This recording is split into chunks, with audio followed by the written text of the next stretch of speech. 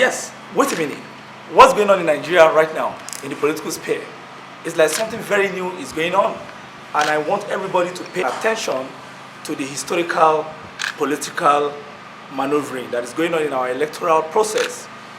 20, 30 years ago, elderly Nigerians were aware of the political infight between the late Bashorun MKO Abiola, a political giant, a businessman who was able to build his own empire, and he was also economically ambitious, politically ambitious, and the older General Obasanjo, a former military leader who ruled 3.5 years as a military president and came back to rule 1999 2 times as a civilian president.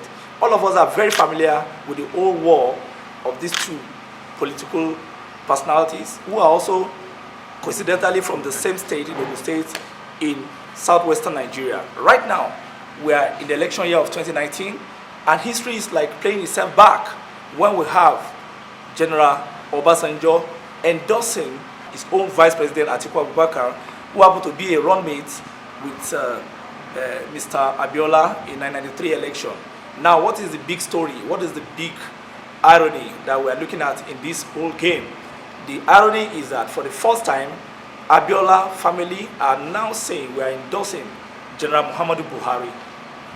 Not because he declared June 12 a public holiday, not because he recognized Bashorun MKO Abiola as the winner of June 12, but maybe because he's been able to inculcate the political ideals and ideology of the late Moshood Kashmaulawal Abiola. On one side, we're also having Chief Obasanjo saying no, that Buhari must not come, and Obasanjo, who happens to rule for 8 years, who happens to be the direct beneficiary of the blood of MKO Abiola, who died in detention fighting for his mandate, for 8 years could not mention MKO or declare him winner of June 12 or even give him the necessary historical victory that he deserved.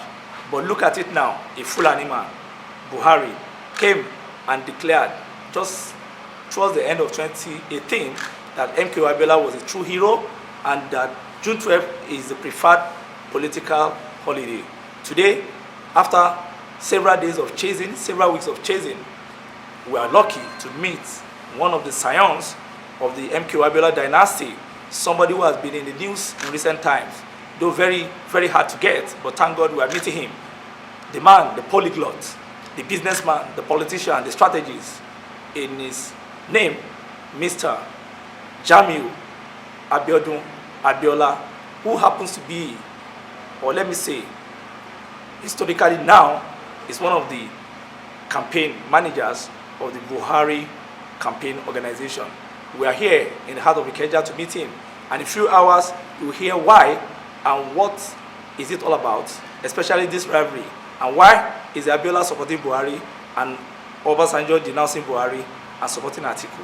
Join me as I engage Alhaji Abdul-Jamiu Abiodun Abiola, the Shetima Rashid of Borno Empire. There's a particular reason why we started chasing you, because we discovered something in history, and we look back critically to history, and we discovered that there has always been this rivalry between your dad, the late Bashorun MKO Abiola, and Chief Olusegun Obasanjo, even right from the British Boys High School, BHS in Abeokuta. There's always been this a rumored sense of maybe envy, I call it, and it's generated towards their political and adult life. But recently now, we saw General Obasanjo coming out to say, hey, Mr. Buhari is not the best candidate for 2019. He has messed up, he's old, he's not agile, he's ill and all that. And we are now seeing Abiola, let's say the family, through someone like Alhaji Jamiu Abiola, saying Buhari is the best. We've seen you on television campaigning for him, we've seen you on YouTube interviews campaigning for him, we've seen you on newspaper campaigning for him. And it's like there is this, historical thing, this spiritual thing, kind of coincidence, that why should it be now that Chief Moshood is still saying, Chief Obasanjo is saying Buhari should not go in, and it's now Abiola that is coming out to say Buhari is the best candidate? Is it a kind of a back, what can I call it? A kind of a return to historical minions. You know, the truth of the matter is that my father has always been magnanimous. He has always believed in helping people. You know, General Obasanjo might not really like him. I don't know exactly how their relationship evolved. But I know that there was one time General Obasanjo wanted to be Secretary General of the United Nations. And Professor Olusegun, I'm quoting Professor Olusegun, he was against that. So my father looked for him everywhere, and he finally got to him. I don't know, he saw him in a hotel somewhere abroad, and he knelt down to him, he begged him, that please, don't go against this man. Let him become the Secretary General of the United Nations. And this is the same General Obasanjo that probably is not even fond of my father. And there was another time that General Obasanjo was traveling, I think he was going to Ilorin, and he now was attacked by armed robbers, and he almost got killed, or they wanted to kill him.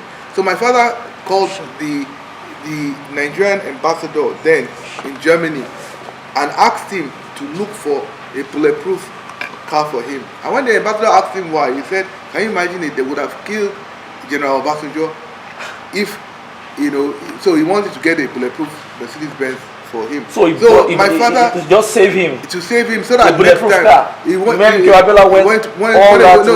buy it for him. I don't know whether he finally did, but he told the ambassador, Ambassador Oshutokun, then he was a Nigerian ambassador to Germany, that he should check and find out how much. So my father is somebody that, when you say rivalry, if there was rivalry, it was rivalry on the part of General Obasanjo, not rivalry on the part of my father, because my father was always magnanimous to him and to everybody else.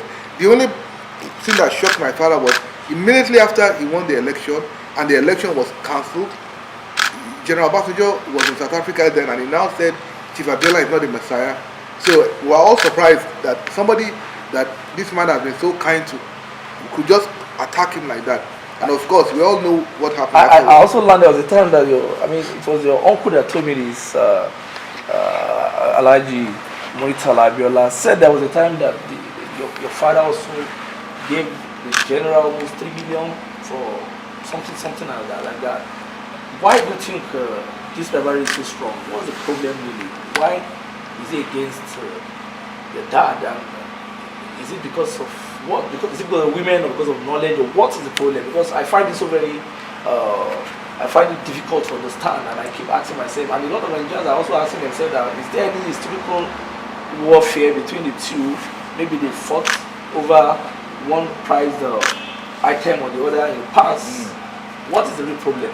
Well, you know, I mean, I will not really dwell so much on that, because if you look at General Obasanjo's history, you find out that most people that are become president, he usually turns against them. Remember then when Alhaji Abdul was convinced to run as president in 2007. Okay. You know, then everybody knew that former President Abdul had health problems. Even at the point that there was meant to be a rally in which he didn't come up, and President Obasanjo was there, and he asked him that, I heard you are dead. They were on the phone. People know about what happened. Yes, but he insisted, and eventually, you know, President Abdul became president. And it was the same him after 2.5 years that came out shouting that President Abdul wants to run the country down, that he wants to destroy the country, that if he's not healthy, he should step down. And he was the same person that promoted President Abdul. So, you know, when, you know, such a person comes out again and he talks about, you know, President Buhari, I mean, even if you want to listen to him, we can listen to him. Us to be like so serious and, you know, take what he's saying seriously. I don't think we should do that.